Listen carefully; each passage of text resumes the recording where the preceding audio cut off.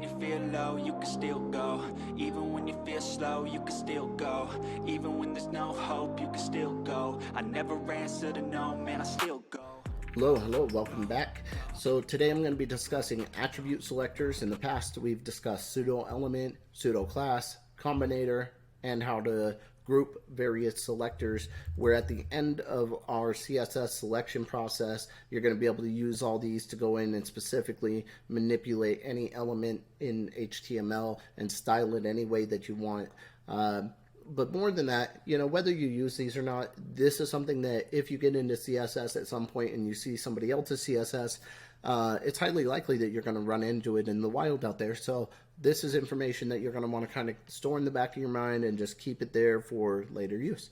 Pull up, for what it's worth, Google whenever you need to use the information to get the exact syntax of what you're looking to do if you don't remember outright, or use this slide, whatever works best for you. But in any case, what we're going to talk about first is the attribute itself. We have target, language, href, source, title.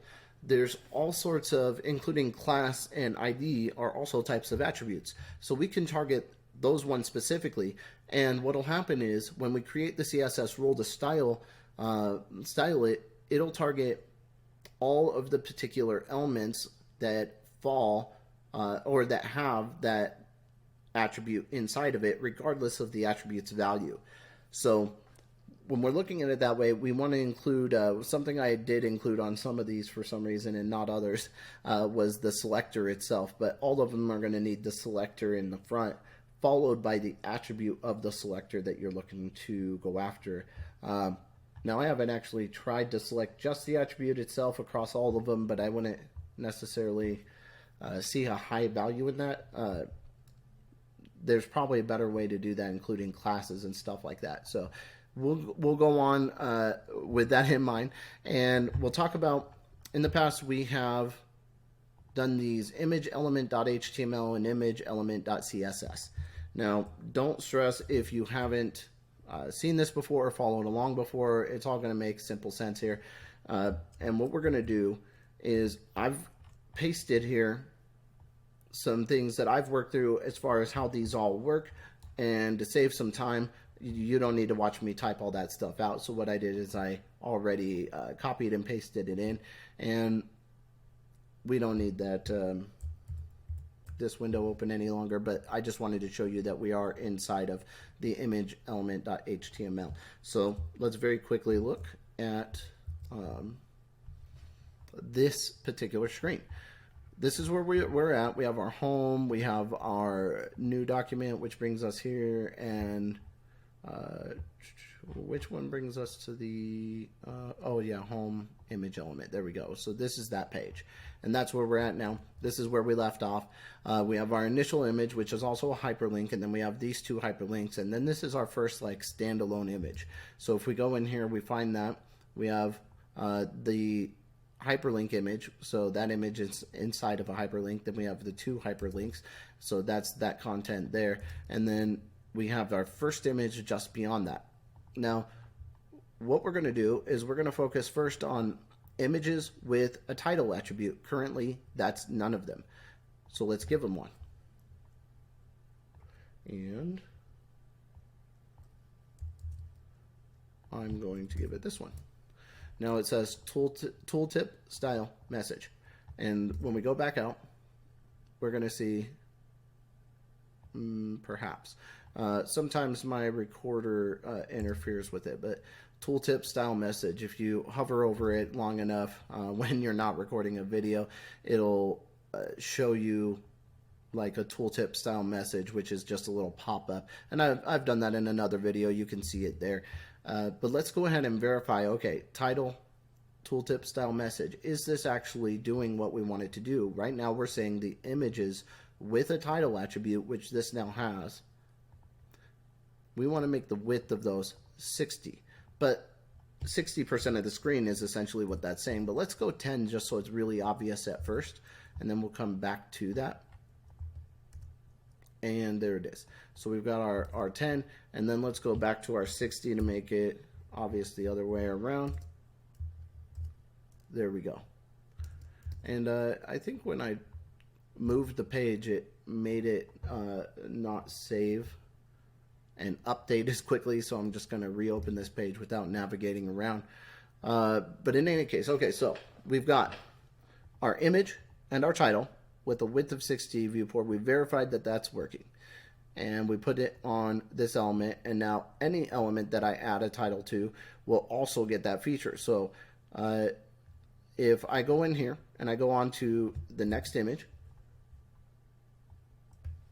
and I just simply add title tooltip, then I go back here. Oh, yes, I already did this, so I should probably do these one at a time, but oh well, that's okay. So what we did, though, is we said anything with the word tooltip is going to be with 10 viewport width, so it's going to be really tiny. And that's what you just saw happen. That one jumped down to 10, but if you look, we're looking for the value tooltip, and in here, this also has tooltip, and cascading order says that 60 viewport should be overwritten by this next one down because they're both the same technical value if you count the specificity here. 011 is still the same. Oh, is it going to give me it? As 011. So they have the exact same specificity.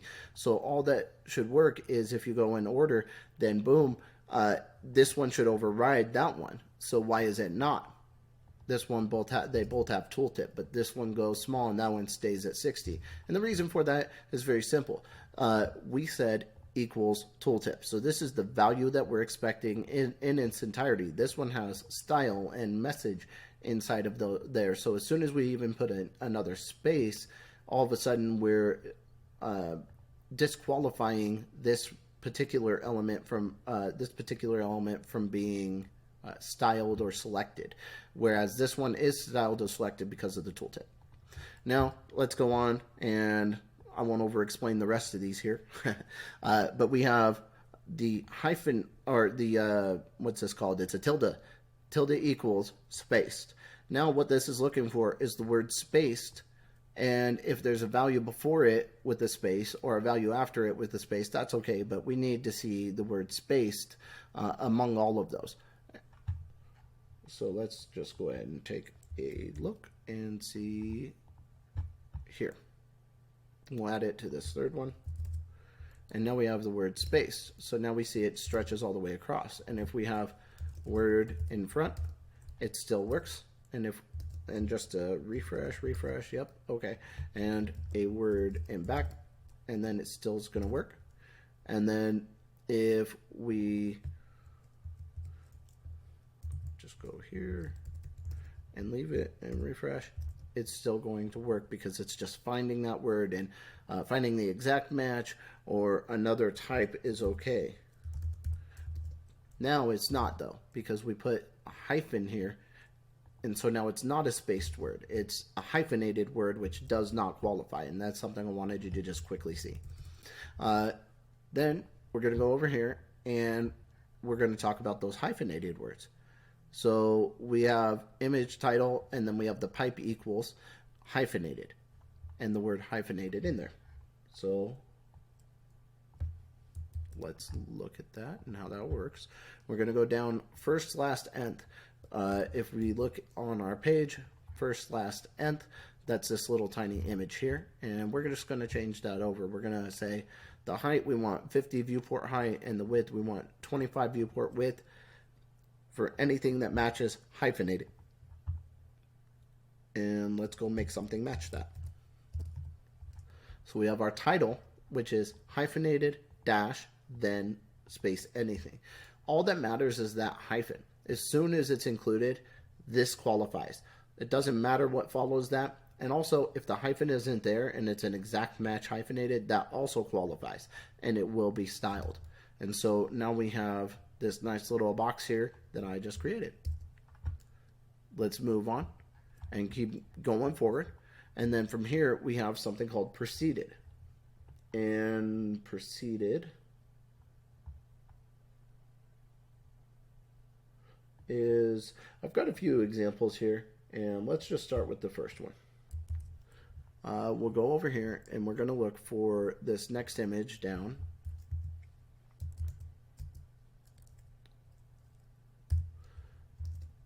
And what we did is for preceded, we said margin left auto, and that put a bunch of space to the left of the item and pushed it all the way to the right of the screen, which you can see right here.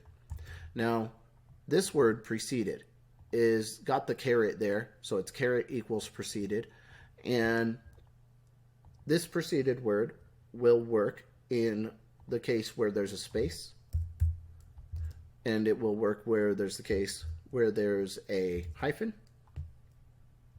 but it'll also work where there's no space at all.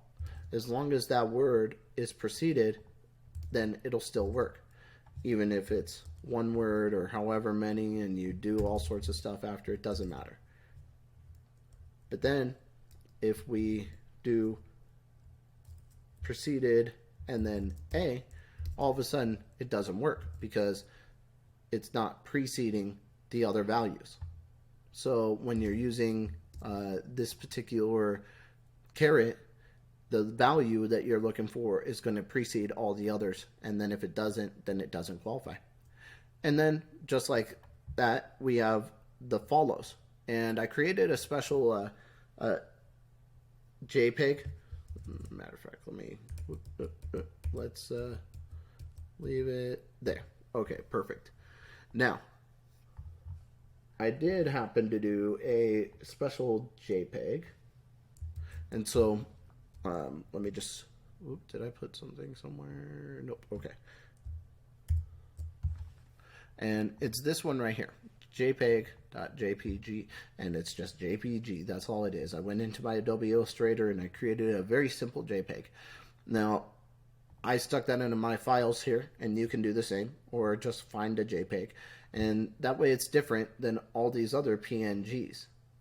And what we're going to do is we're going to go in here to the next one, and we're going to change the source.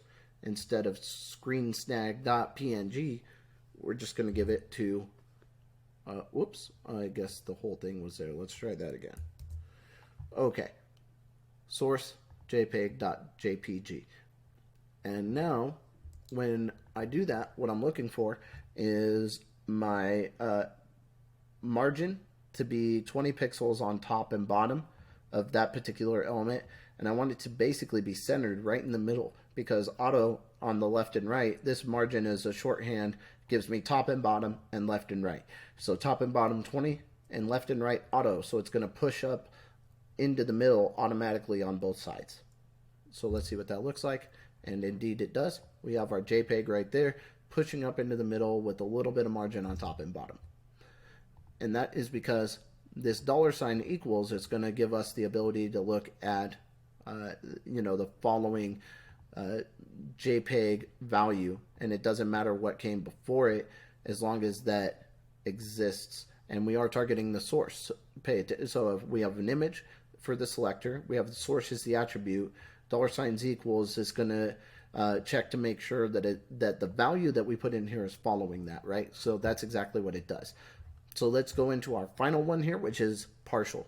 And partial is simply going to give us a partial value finder.